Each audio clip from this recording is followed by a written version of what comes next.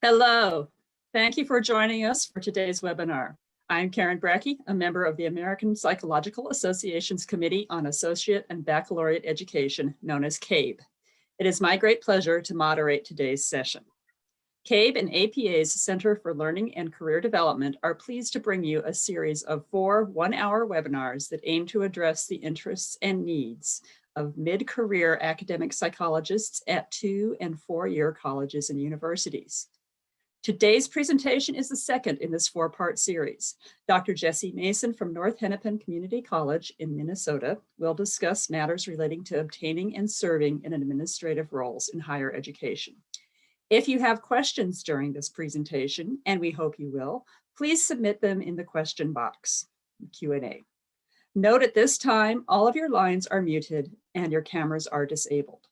Please note that closed captioning is not provided for the live event, but will be available when the recording of this webinar is posted to the APA website. If you would like to share information from this session on your social media channels, we suggest you use #APAeducation. Dr. Jessie Mason has served as Provost and Vice President of Academic and Student Affairs at North Hennepin Community College since 2018. Previously, he served as Dean of Academic Affairs at Century College from 2015 to 2018 and at Clark Atlanta University as Chair and Associate Professor of Psychology from 2013 to 2015. Prior to that, he served Minneapolis College as Coordinator and Chair of the Social Science Division and as Coordinator Director of the African American Education Empowerment Program and the Student African American Brotherhood. Dr. Mason was a full-time faculty member at Minneapolis College from 2009 to 2015 and has teaching experience at Inver Hills Community College and Anoka Ramsey Community College. He holds a bachelor's degree from Morris Brown College and a doctorate in cognitive and brain sciences from the University of Minnesota. Welcome, Dr. Mason. Thank you. Thank you. Karen failed to mention that when she was a postdoc, I was an undergrad. So I've looked up to her ever since that time. I am so delighted to be here with you all today to discuss my experiences. Even though I titled the presentation today From Faculty to Administration, I want to add staff there because being in the roles that I have, I've seen especially faculty who've taken on some staff roles and gone into administration in the journeys that they particularly have. To start off my presentations, I like to start off my presentations with quotes. And one of the quotes that I love is from Brené Brown. And when she says, "I define a leader as anyone who takes responsibilities to find the potential in people and processes and who has the courage to develop that potential," because that's what leadership is all about. And then finally, from the Law 6 of Law of Environment, if you are a leader, do everything you can to grow yourself and create the right environment for others to grow, because that becomes really important as we talk about transitioning, especially from faculty or staff in a particular expert field to becoming into management or leadership, where you are basically developing and honing the experts that will allow you and them to be successful. You know about a lot of things, but your expertise or your credential area is still in that place, but you're always changing and learning and how to best support your team. So hopefully by the end of this presentation, I've covered, and you probably have a better understanding or relearning in reference to this kind of internal and introspective work. And because I think it's important to understand what type of leader that you are and what type of leader that you want to be. And also looking at the different journeys, because all of them have transferable skills, but it is how we frame those skills and moving from one place to the other and choosing the right administrative path. I say semi-permanent because the choices may vary and the outlook and the trajectory may differ, in whatever path you decide to choose. And also, I would like to end is what is needed in leadership in the present and the future as we look at higher education. So, as I talk about internal and introspective um, kind of thoughts and ideas around leadership, is really important that we kind of do self-assessments and check our passion and mission. And that's important because, passion can go up and down, especially depending on the workload and the position that you may choose to be in. And to what degree are you learner centered or student centered? And to what degree are you employee centered? Because that is a balance that's in our work every day, whether you're a department chair or a dean or a provost or senior academic officer or a president, is how do you balance those things to make sure we're serving the students in the community in a way that they feel included? Some of the things that I consider and still consider as I move from leadership position to leadership position is what talents and strengths do I already possess to what the institution or the department may need to continue the progress that it needs to lead into the future. Because one part of leadership that we don't talk about as much is viability.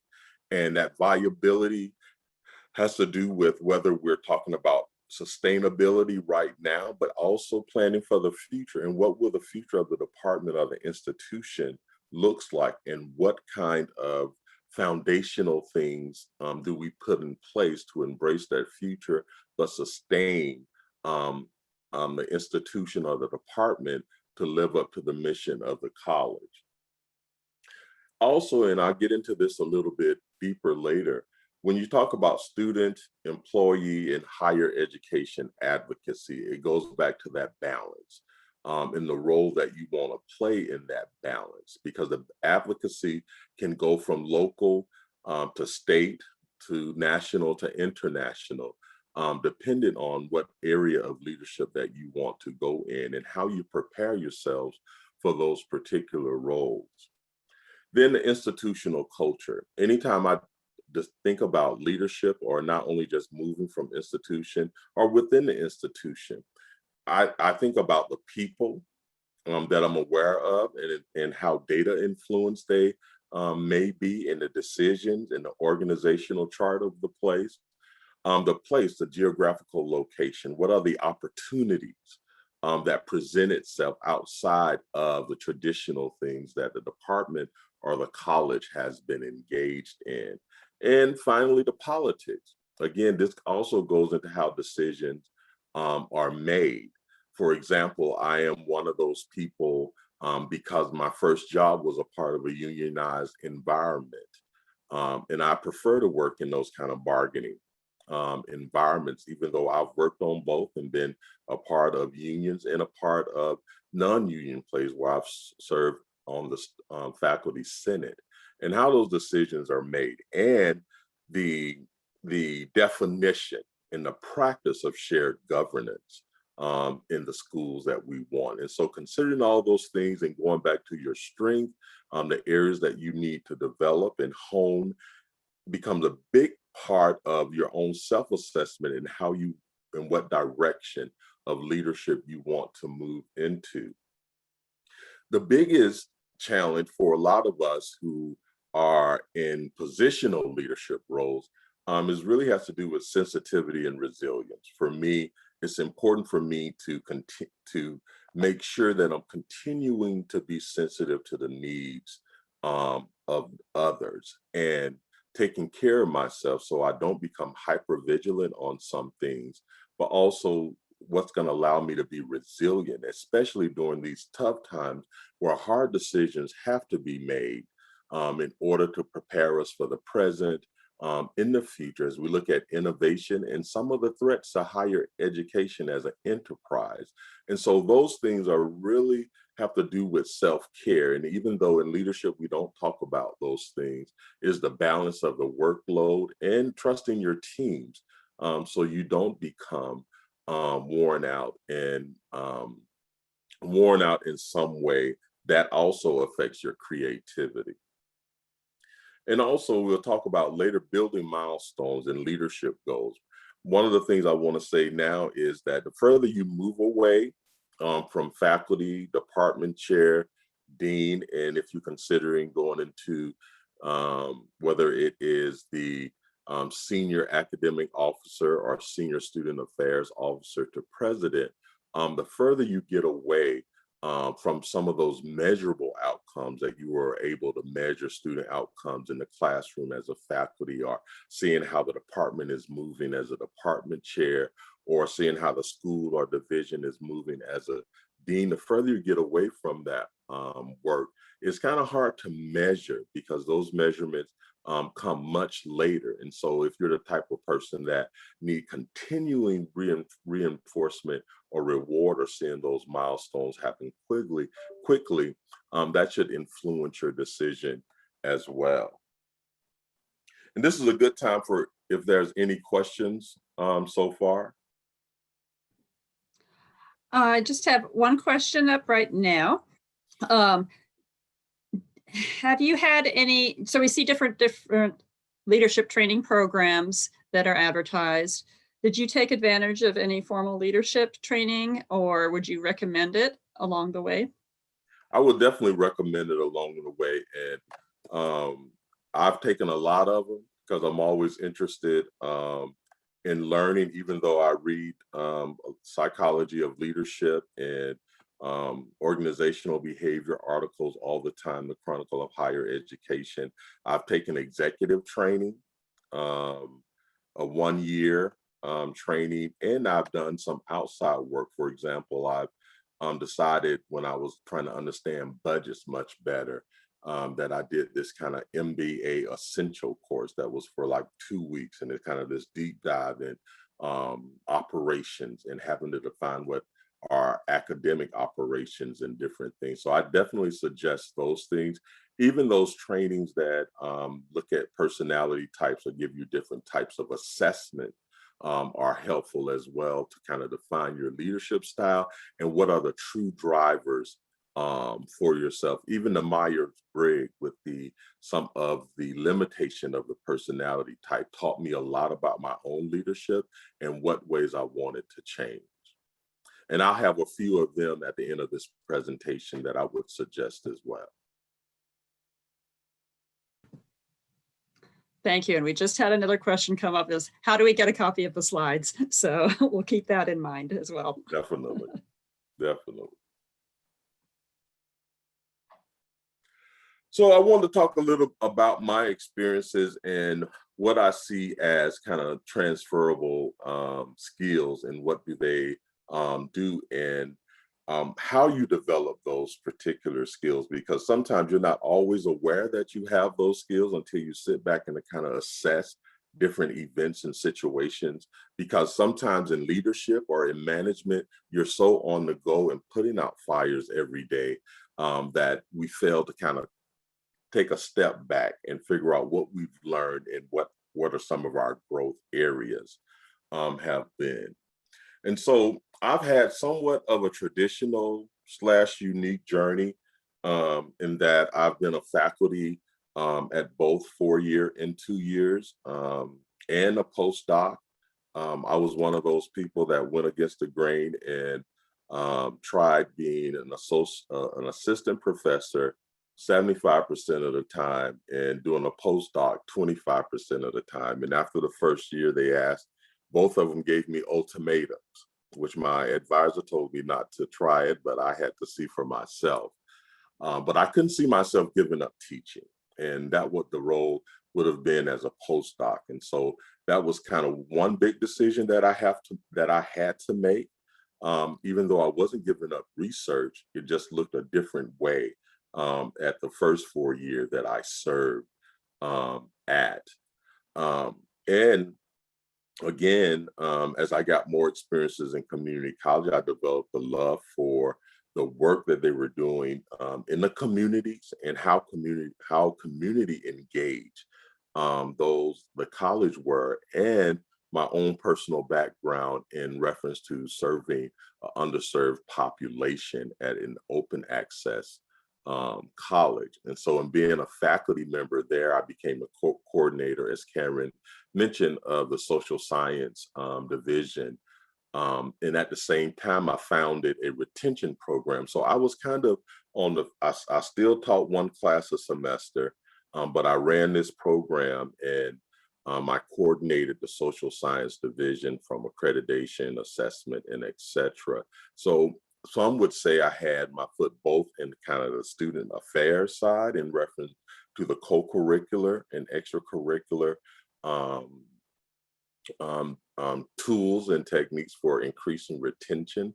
And on the other side, managing a department budget and assessment and those kinds of things. And then I went on to be a department chair at Clark Atlanta for psychology and the work around that, which wasn't really a big difference as a coordinator at a community college. It's just as a department chair, I had fewer faculty, but that faculty was concentrated in one particular program where in the social sciences, I helped coordinate and manage from psychology to history to econ, anthropology, and et cetera. In those experiences, one thing that I've always done said if I was a good coordinator or I would want to become a chair, and if I was a good chair, I would want to become a dean. And so I took a position here in Minnesota as a dean of academic affairs, and mostly I was over the liberal arts. And so that was much larger than just kind of one school that I had been used to at the 4 year. I had about 26 different disciplines in trying to manage those disciplines without an associate dean. And so trying to manage those and move them toward the mission and the strategic priorities really gave me a lot of experience about what does team building really mean when you're working with department chairs and empowering department chairs to empower the faculty and staff that they work with to achieve their goals that were sometimes directly impacted the strategic plan and the college mission, and sometimes indirectly impacted because of the growth and the development that's needed in the department to reach their goals and align with national expectations such as the APA. After I served as academic dean for 3 years, I decided that I'd look at provost position. And fortunately, I got a position where I am now over academic and student affairs, which is 80% of the college. And one of the things that has been important to me, as I put on the other side of the slide, is really about team building, empowering them to be innovative, and the team empowering their teams to be innovative. Because my job right now is the internal operations of the college that allows the president to go out and do more fundraising and advocacy on behalf of the college and on behalf of higher ed overall. But also, it gives me a sense of accomplishment in reference to when I'm able to support the innovation and the work of the faculty and the staff, though indirectly sometimes. And I don't have as much engagement as I had as a department chair or a dean. And so those are things to consider, and how do you support your teams and how do you grow? And my job is to build capacity. A lot of people talk about consensus. I think that's an aspiration that's sometimes unrealistic. Long as you have a team and people willing to take those chances, you support those chances. I always say fail quickly so we can learn from it and improve or move in another direction. Because as we're teaching students to be flexible, we ought to be flexible long as we're sticking to the mission of the college. I see that there may be some more questions, Karen. Yes. As an administrator, what are some suggestions you have for how to empower faculty? Well, I'm still one of these people that believe in individual variation, because empowerment looks different to different individuals. And for me, where I am now is about training my team to recognize it and to reinforce it according to the needs of the individual faculty member or the department. For example, again, it goes back to the governance style, but it also goes back to the communication plan or the how you communicate ideas. For example, as provost, I have an innovation budget. And so the deans will come to me and say, you know, I think this was a great idea. Or some faculty will come directly to me and I'll talk to their deans and say, you know, I think we can find the funding for this, or I'll bring in our grant writer to kind of support those things. But it also starts with recognition and valuing faculty and staff and creating a safe environment where even if the idea that you find the resources that it's okay to fail because we still learn from those particular types of things. And so for me is just getting faculty in a room if there's an idea that rises up to the top or trying a few of them because the job of leadership you have a number of balls but we can't just concentrate on the present, we have to look at the future. So again, creating that climate that is safe and responsive without retaliation in reference to failure, because I know as a faculty, you know, sometimes you're scared if you fail, especially if you're not yet tenured in all of those things. But again, it's the job of leadership to maintain the culture. And a part of that culture should be how hard you work on creating a safe culture. And so that's, again, training my deans, training the directors to look for those things, but also having open communication to the faculty and the staff to be able to come directly to me. Thank you. We have two more questions at this point. Okay. First, can you speak to the length of years you've served in each role? Often we hear that this trajectory takes a very long time. For example, 10 years to become a full professor before entertaining other roles such as dean. Yes. Well, some would say my role in the academics to administration have been quickly, and I've heard that. But I also want to state that, you know, we're all leaders. Especially, you know, if you run a lab, you know the administrative parts of it, and especially if you're working with students and you're working with postdocs and et cetera, you're already doing that kind of work. And sometimes I get aggravated when people put time limits on a number of different things. It's honing those skills and building those skills.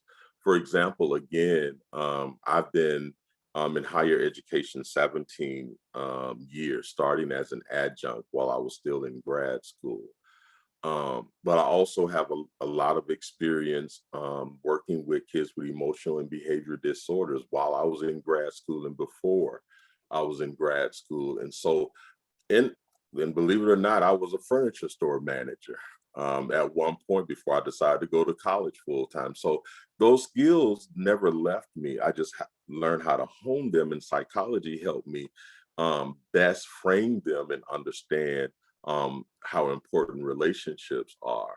And so and still to this point, most of my career has been faculty. And so as when I was a division coordinator, I did that 1 year, honestly, and decided to move to Georgia. And I was department chair for there at Clark for 2 years. And I was dean for 3 years. And I've been a provost in June 3 years as well. So the trajectory, I think, has to do with opportunity. And of course, in this world, we know it's about networking and the work that you do. And again, how you frame those experiences, because sometimes we just look at our CVs and credentials and we look at time limits. But how do we communicate those other talents that are not necessarily expressed in our CVs or resumes become important as well. But also, I've been fortunate to work for supervisors who were looking for people that could grow and have a growth mindset and the opportunity. And I do the same thing when I hire leaders in reference to creating opportunity, and do they have the potential? It's not so much time, because sometimes a lot of time means what? Less creativity, or people want to kind of mimic their own past experiences rather than being creative and driving creativity. So my experience have not necessarily been to, even though I've been told when I've been in presidential searches that they're looking for someone more seasoned, or someone who's been in the provost or administration role for 10 years or more. But it's been my experience that I've not allowed that to kind of stop me. Thank you. And one more question at this point that we sometimes, this writer says, I have sometimes found that strong faculty members are not strong administrators. The skill sets may not line up 100%. Are there certain characteristics of faculty members that are very relevant to becoming an administrator? And I would guess I would add on the flip side, what maybe would not make a good administrator? Yeah, well, and I'll talk about this a late, and it kind of goes back to this. For me, I would think, and I've had some faculty who's transitioned into dean positions, and so I can tell you what I look for and what I don't think. If a person does not find passion in visioning, in supporting, and serving, because a faculty or a staff that's not interested in serving other people will not make a good administrator or an exec, because it is what we do. It's our job to find the resources and support the work of the faculty and staff. And so if you can't serve others, or you have a hard time being aware of others, and that is not only just the overt, but those things that are not as normally are non-overt, what we call emotional intelligence. That's important to me as well when I look at a faculty who's coming from the faculty, and they were great faculty, and they were doing amazing things, but at the same time, that transition, when I see that they're not the visionary, there's not that's in-depth care or concern for serving others, that's a number one indicator that that person may not make a good administrator. Or again, those people who need that constant reinforcement and reward, because serving other people and leading other people doesn't mean that you'll always be the popular person. And you have to be able to make those hard decisions and be okay with those decisions and be willing to explain and those decisions, because in leadership, I hate to say it, there's no room for ego. And so I look for those kinds of things. As someone who's been able to balance employee and student needs, and both advocacy is really important. If there's a personal agenda to push forth, just a faculty agenda, then that person may not be ready for administration, because we have to remember who we're serving and balancing those needs. Because I do understand a happy faculty means a happy students in most cases, but also making sure when we talk about strained resources that we're making the investments that are necessary to make sure both are successful. So those are just a few different things that I can talk about, but I'll go deeper in it throughout this presentation.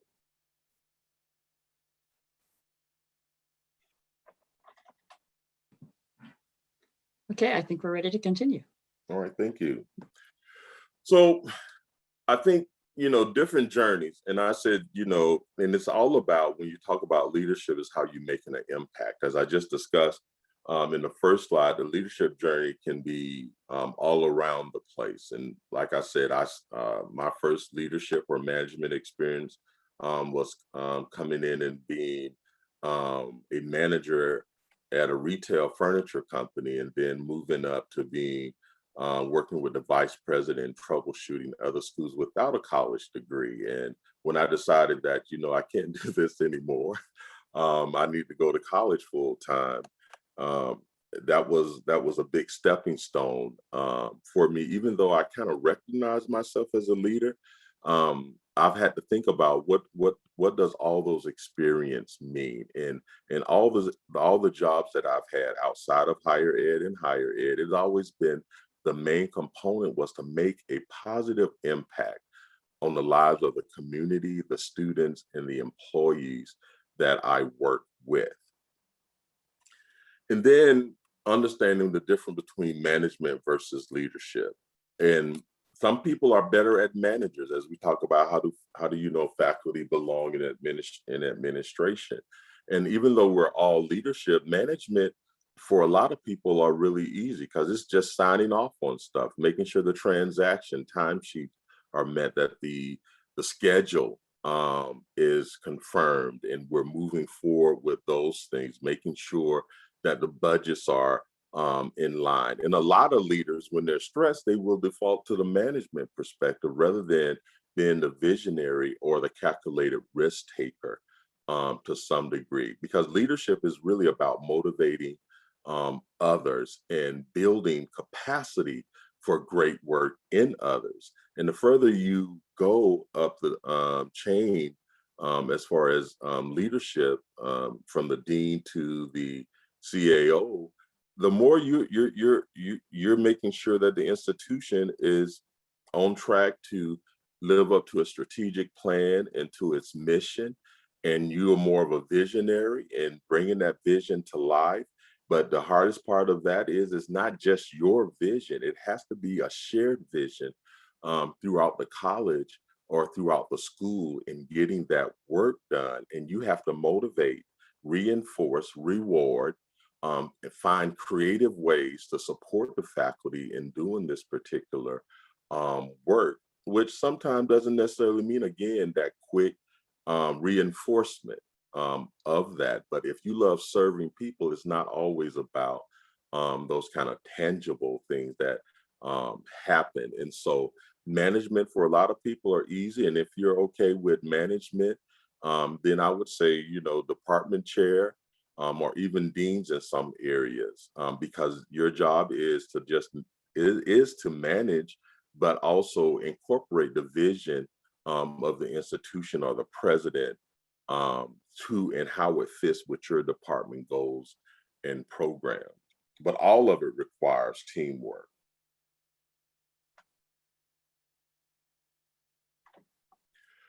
So I thought about a few things when I was talking about when I thought about which path, because we're all educators, and I tell everyone on my campus that we're all educators, whether you're working in facilities, you're a faculty member, you're working in the library, you're working in the bookstore. We all are educators, and we're all leaders to some degree. But dependent on when you get into administration, is dependent on what you're looking for.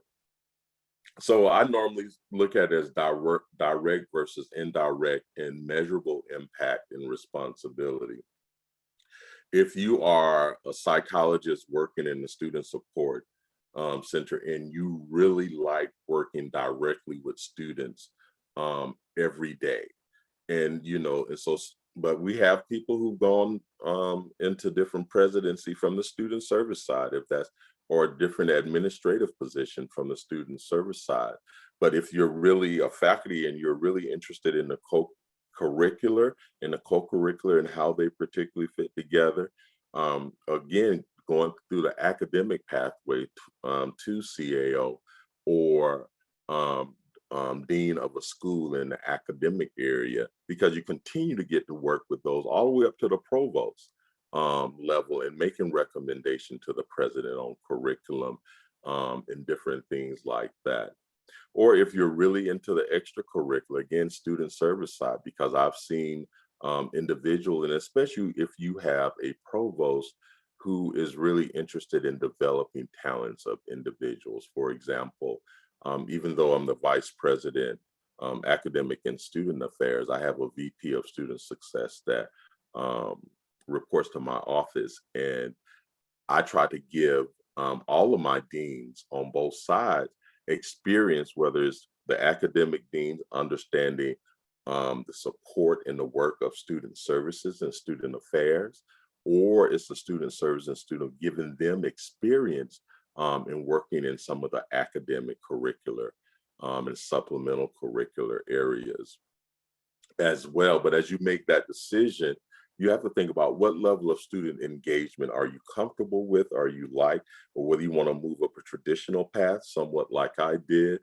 Um, and if, again, faculty and staff engagement, that is one of the, was the hardest part of my transition going from a dean to a provost because, you know, having 120 faculty and engaging with department chairs and those faculty every day was important to me.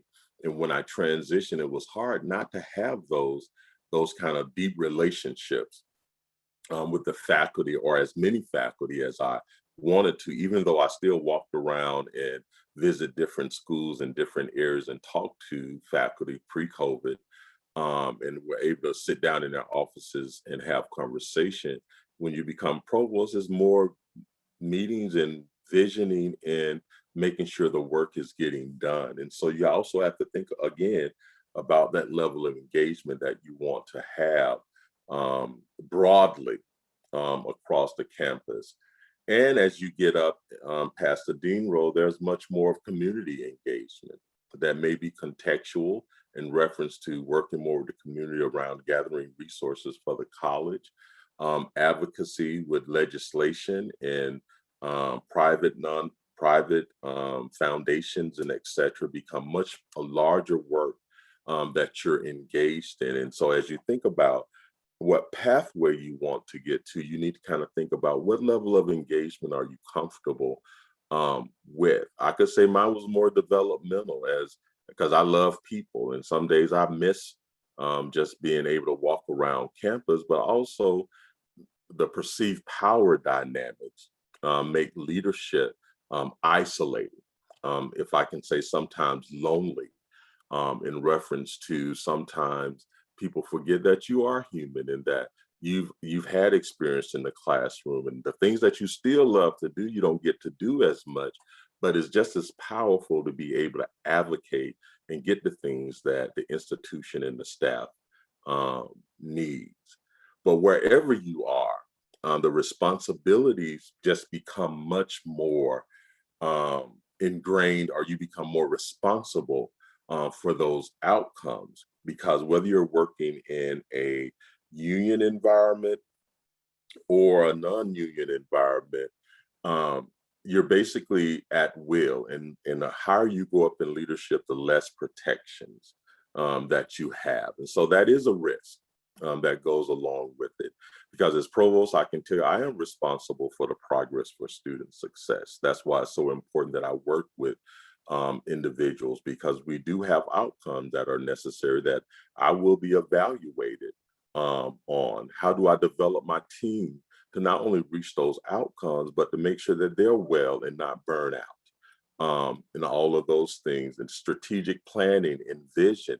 Even though the president may give me a vision, I have to look at how my vision has to align with the president's vision, and how do we carry out the work at the same time as empowering people. And again, building consensus, because sometimes it's hard to get this kind of consensus that we particularly want. So I always look at capacity and empowering champions in different areas, because they would have more influence sometimes than I would, or they can bring back some of the critiques that some may be too intimidated to say vocally, or even write to me in meetings.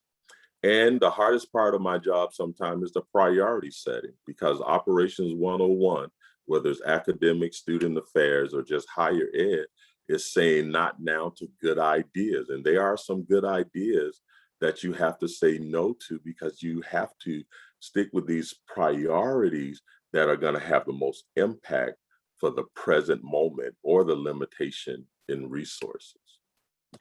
This is a good time to take any questions. We have two related questions. What do you do to stay connected to student and faculty experience when you move into upper administration?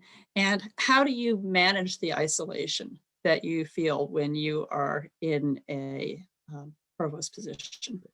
Well, for me, I'm a true extrovert, and relationships are important to me. I was gonna state my top 5 strengths from the Strength Finder, and one of them is a connector, and so relationships are important, and seeing the connections, and that connection required getting to know people. As I said, I kind of use this Lincoln leadership model where I used to walk around, do walkabouts, sometime once or twice a day, or only take half of my lunch just to go see a different area and sit down with people and take those connections outside of shared governance meetings or committee meetings that I'm a part of, and just getting to know people, creating social events where people get to see me outside of just being the provost, but seeing me as a human being that they can talk to me about different things, and having those connection and going not only to student performances,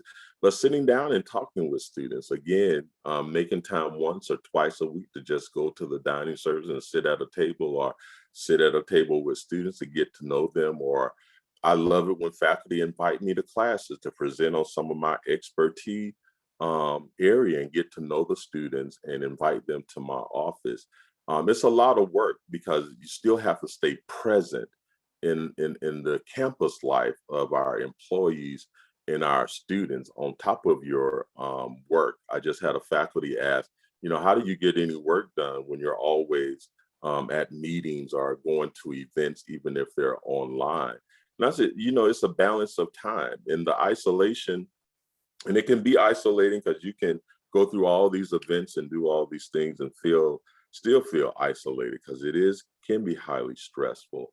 So for me, again, it's having a circle of friends who are inside and outside higher education, making time to spend time with my family, and taking my vacations, which I've been working on. I'm not that good at it. Um, More in engaging with my family and just taking a break, because I found that that helps with my own creativity and my own ability to motivate um, others, even though it can be isolating. And then in the beginning, when I was a provost, I did feel more isolated, but as I've developed more uh, circles with other provosts, other administrators, kept in contact with some of those faculty members that are friends who can always be honest with me and tell me, Jesse, you thinking too deeply about this, or you're just wrong. So that's important to maintain those kinds of things. And, again, just knowing when to shut the computer off, knowing when things can wait, becomes important. So that balance of life is important.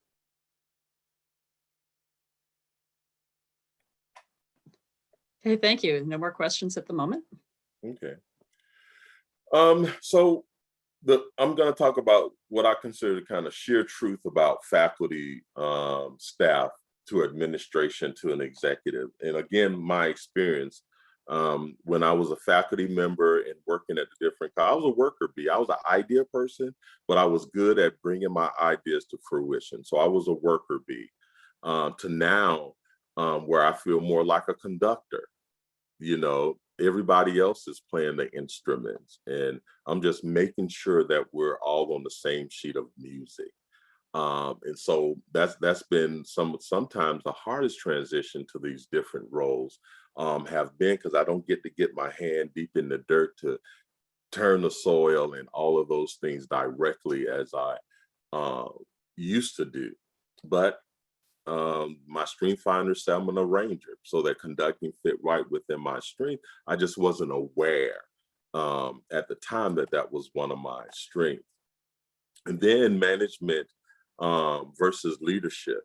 Um, is I've always considered myself a good manager, and I've had to develop skills in reference to leadership. And again, that is being active listening and being aware and using your sphere of influence to impact positively people's lives, and being able to juggle those things and showing inclusion and equity, lead by modeling that and creating room for that.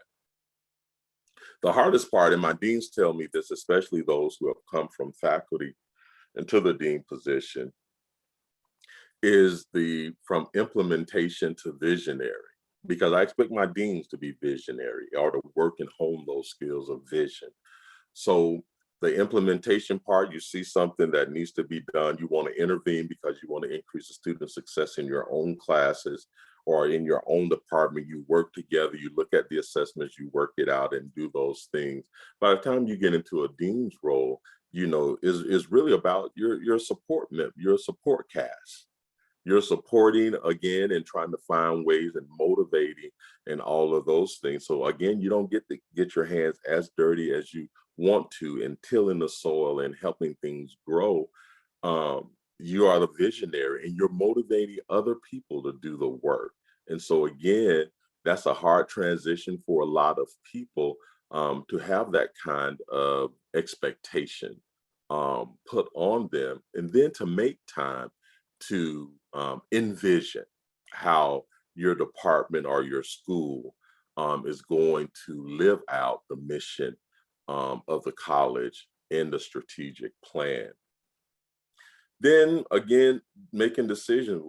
There are certain things that come with protection as a faculty and staff member. When you're talking about faculty union, I work in a unionized environment with 5 to 6 different unions. And being able to voice your opinion in a faculty council or shared governance, throughout shared governance, and having your voice heard in a way that is meaningful. And, when you talk about those things, there are some protections that I don't have, even though I also recognize the least protected position in the institution is the president. And then the provost. And so those protections are some things that you particularly give up, especially in a unionized environment. And you're at will.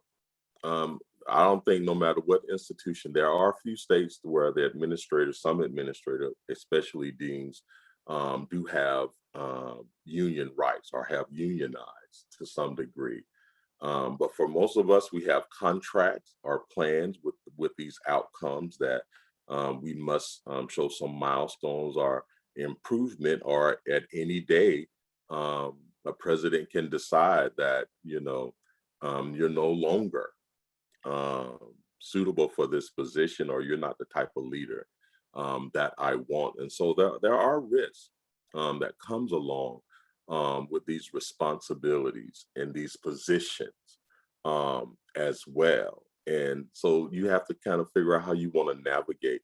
I think I've been quite successful because I've chosen, just like my bosses, my supervisors have chose me. I've chose them in reference to what I was looking for in someone that I wanted to work for and that I wanted to respect, who had integrity, who was interested in the growth and risk-taking of the people that they supervise, and understood that could lead to further greatness for the institution. Luckily, as a provost, I do, again, working in a unionized, I'm not a part of a union, but we have an administrative plan that allows us to have certain protections that I know that other provosts that I'm friends with around the country don't have those kind of protections as well. But this is the real truth when you're considering it and going into leadership. That's why I like being a coordinator, because I was faculty in managing a division, but I had all the rights of a faculty member and what was the expectations and the managerial rights that were necessary in those things. But the higher you go, the more at will you become. So you have to think about, what are the consequences and the chances. But I've always known people who do good work and are sincere about their work, for the most part, are able to sustain and stay in those positions or move to another position, because as you know, higher ed leadership can constantly change. Any questions? We do have a few more questions. How often can administrators advance from associate academic dean to a dean or provost without changing institutions? I'm concerned about whether I'd have to move my family multiple times if I pursue this path. Well, I'll tell you what, in the last training that I was in, because there's so many positions that are coming open across the country, that is a decision. Most people want to remain in their own geographical area. I'm in a unique situation. My daughter's graduated college, and so I don't have some of the same limitations that I would have in living between two states as I've done most of my career. But when you look at some of the, so I will look at the geography and what are some of the predictions in those associate deans or dean's areas. Some people stay in the same school and are able to navigate. And sometimes it is about more competition because there are other people on campus with those same ideas. But as far as I know, the typical dean, especially in community college, lasts 3 to 5 years, and before they move, either within the same geographical location or move to a different state. So if I were you, I would look at the projections for the state, because I know the research is showing a lot of presidents, provosts, and longtime deans will be retiring more over the next 3 to 5 years. And so there may be opportunities in your state if you're willing to kind of wait that long and prepare yourself to be more competitive in those situations. But for me, I've moved from institution because of lack of what I may have seen as lack of opportunity when I was ready, or be honest with you, the opportunity was brought to me and I had to make a decision whether I would act on that opportunity or not. Okay, one more question. Can you share more about the details of administrative contracts versus faculty contracts and the pros and cons that you see of each? For example, 12-month contracts, set vacation time versus more flexibility, other things that faculty should know about the differences between the contracts. Yeah. Well, the difference between the contract, I mean, for example, even though administrative plan can come, let's say, with progressive discipline. So you can get a reprimand, suspension, and then you're terminated. And those are in both. But you know, it's harder in faculty contracts because you have to have, there's a lot more conversation. You always have to do your due diligence to show progress in the area. And as long as the faculty can show progress, if they're on progressive discipline, and some of the languages in the faculty contracts, after 2 years, it can be removed, or after 3 years, it can be removed.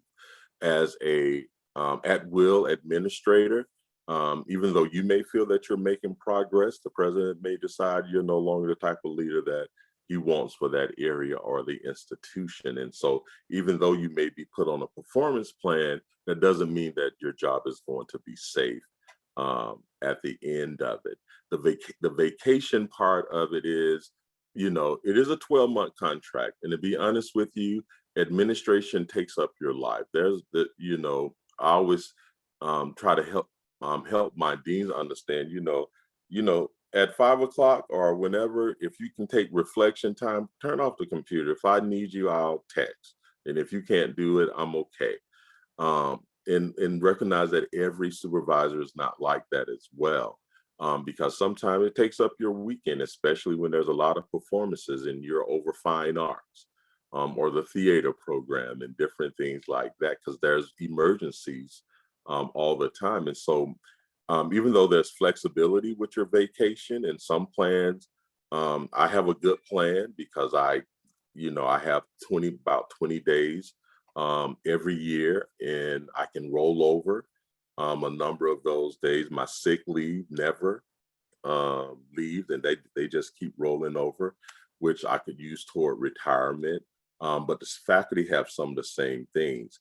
So in Minnesota, our administrative plan is really kind of based on what the state, because I work in a state system, what the state is doing for the faculty in the other 5 or 6 unions, how do we kind of make sure that we're implementing those kind of same things for the administration? Is just the level of protection that I think is different. And we don't get the summers off. We can't decide whether we're going to work the summers or not. And when I tell people, if you broke down what I would make an hour from what I made a week in over 12 months, compared to even 9 months, most of the faculty make more than I do an hour.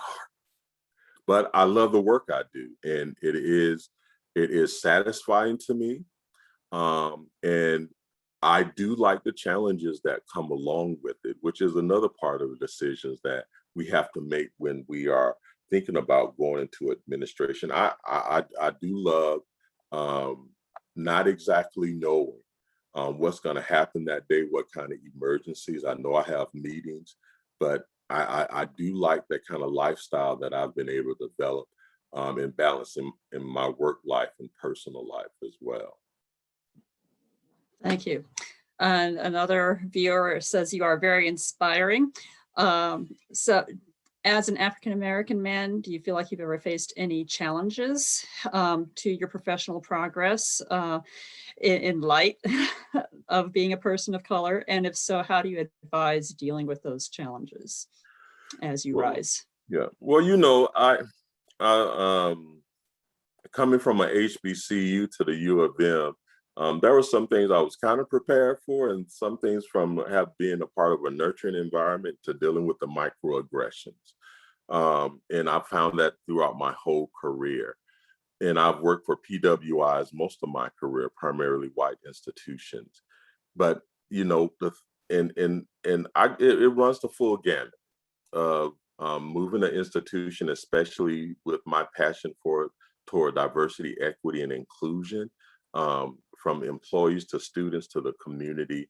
There are a lot of things that I have to kind of prepare myself for and willing to, but the thing that I have to always consider whether there's a difference of opinion in the community or a difference of opinion with the faculty or staff about student success is our marginalized groups. And be honest with you, being here in Minnesota, the one motivating thing I said, if George Washington Carver could attend Iowa State University at the time that he did, then who am I? And my whole job is to uplift people, especially those who've been historically marginalized. And that's what keeps me going. And back to the question before then, it has really been about having a close circle and a network of friends of support and having supervisors that are supportive and are willing to support you in navigating sometimes that can be racist moments, that's less overt than microaggression, but also being able to see when when they, just like when that student finally get it. And sometimes I've been in situations where faculty finally get it, or whereas microaggressions are different things like that. They finally get it. So that keeps me going. Despite even being a provost, having those experiences consistently. But I also notice how the institution is growing, and we're developing capacity around that. So what I'm able to endure, and I do call it out, but as anyone that's a person of color, no, you always have to choose your battle. Do I want to spend energy on this, or how do I navigate with this person to help them develop and understand or become more aware how their biases cannot, if they're biased against the provost, how are they treating students? Thank you. And we have just about a minute if you have any concluding thoughts, and then we need to wrap up today's webinar. Well, someone asked about trainings and workshops, so I can send the PowerPoints out, but I do highly suggest the Intercultural Development Inventory, just to help with your own cultural journey.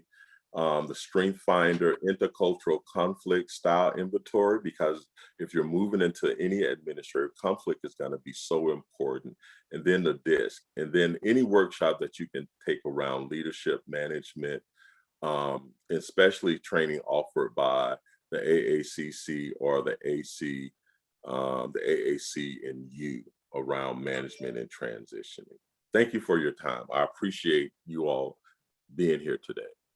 Thank you, Dr. Mason. And it's been a joy for me, I might add, to hear you talk about your leadership journey. Since those days, we were both a little younger at Morris Brown College. So I appreciate that on a personal level. And thank you all for joining us today for the second in our series on mid-career mentoring for academic psychologists. Mark your calendars for the next webinar in the series, which will be held on Friday, April 2, and will feature Dr. Regan Gurung of Oregon State University. Watch for email announcements, and the opportunity to register can be found by searching for APA Mid-Career Mentoring on the internet. And again, this presentation will be made available for you to access later as well. That concludes our program for today. Thank you once again.